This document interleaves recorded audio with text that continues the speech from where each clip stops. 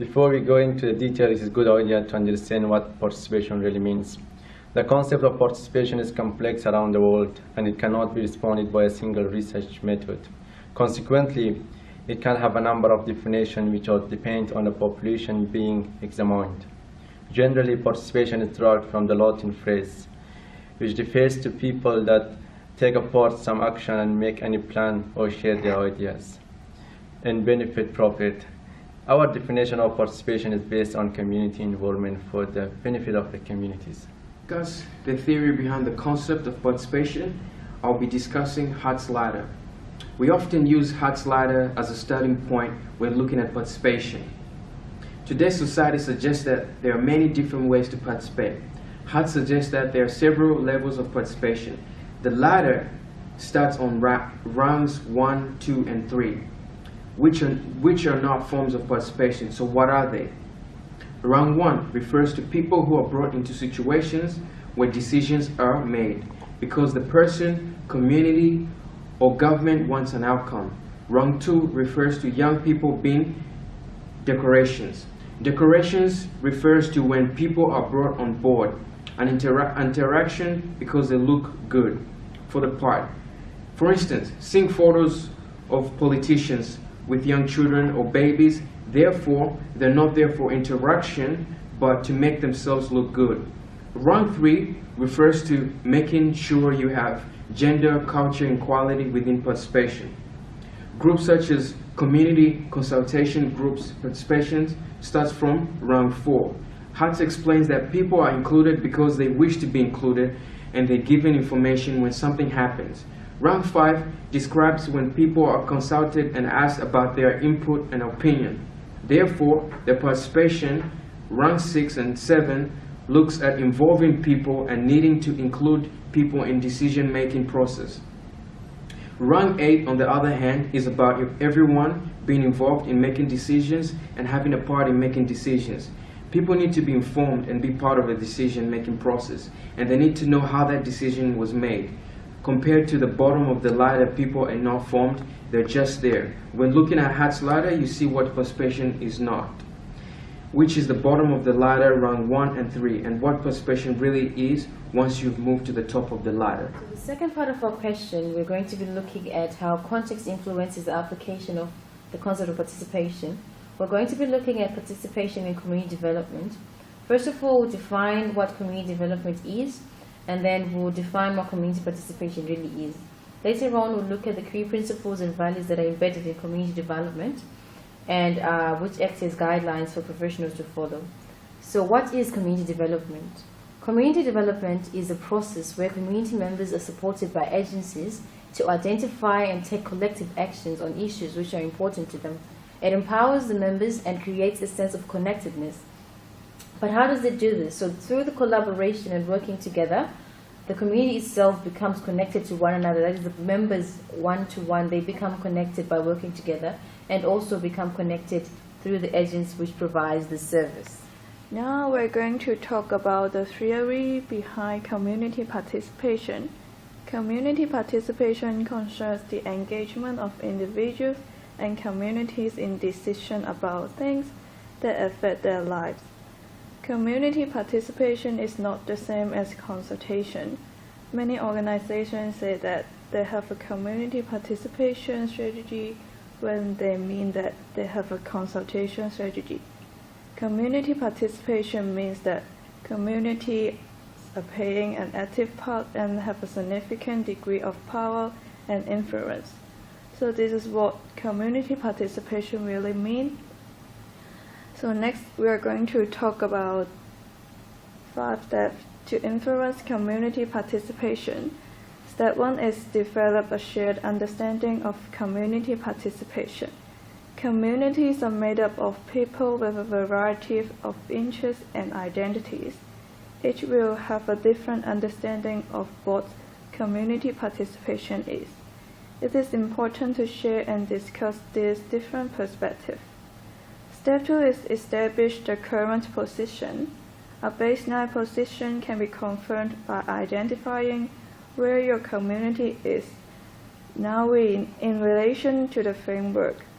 Step 3 is identity issue and needs to be addressed. Establishing the current position should help to highlight issues that need to be addressed. You can now begin to identify the different activities that will help to develop greater and more meaningful community participation. Step 4 is agree an action plan. It is important to be realistic about what is achievable within any given timescale and the level of resource available. You will probably need to agree priorities and identify other groups and agencies that will lend their support. Step 5 is review progress. Community participation strategies should be reviewed in the light of progress made and outstanding needs. This is not just about what process and procedures are in the place, but how effective these are.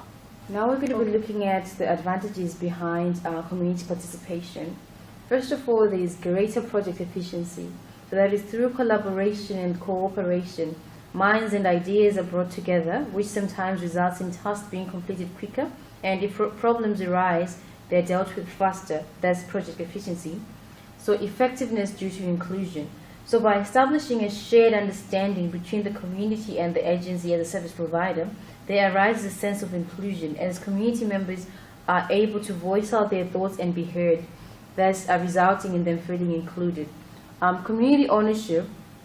So since the community is involved in decision-making process, there arises a sense of ownership.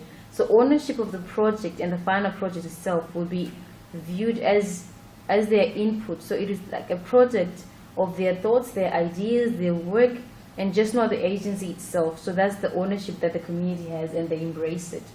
So also cost sharing is another advantage that is there. So since the agency will be working together with the community, sometimes there might arise unforeseen expenses, and then they might be able to share them together. So which is an advantage to both of them. Empowerment.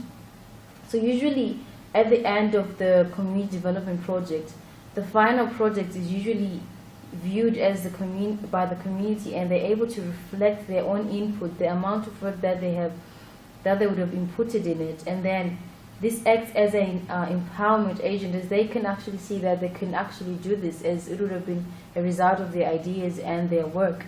So it also broadens the sense of inclusion. Like I said before, since the community members are involved in the decision making and are also able to take part and be heard, so that broadens the sense of inclusion as they feel included. So we're going to proceed to look at the disadvantages behind community development.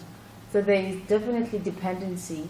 So most of the times when the agency has a greater say, community members tend to depend on it and not involve their own input into it, then resulting in them being dependent on the agent.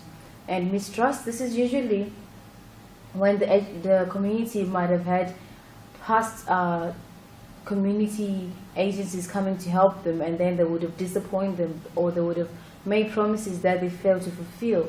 Then it results in mistrust, and then the community would not act as much as they would if they trusted the agency.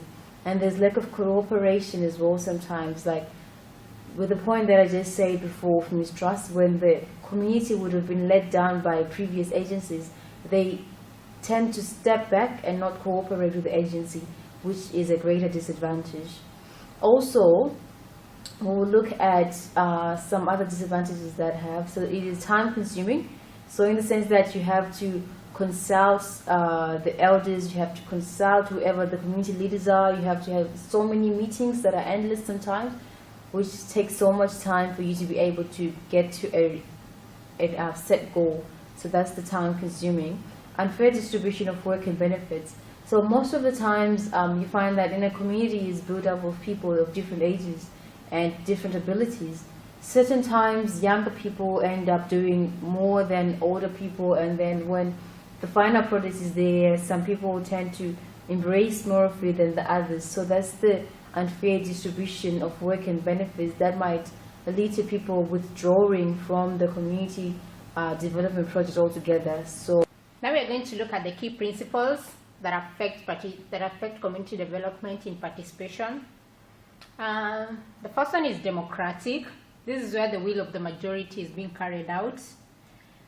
Inclusiveness. This is where like all the members have a right to be heard and participate in the process that affect their lives. The third one is non-authoritarian. This is where the organization structures present are all in the same level as possible, with all participating being seen as equally important and having an equal input. The next one is community ownership. This is where communities thrive when they develop their own asset, but also when they own their own problems and issues. The next one is community self-determination. Community members come together to discuss their concern, assess options, and arrive at their own conclusion.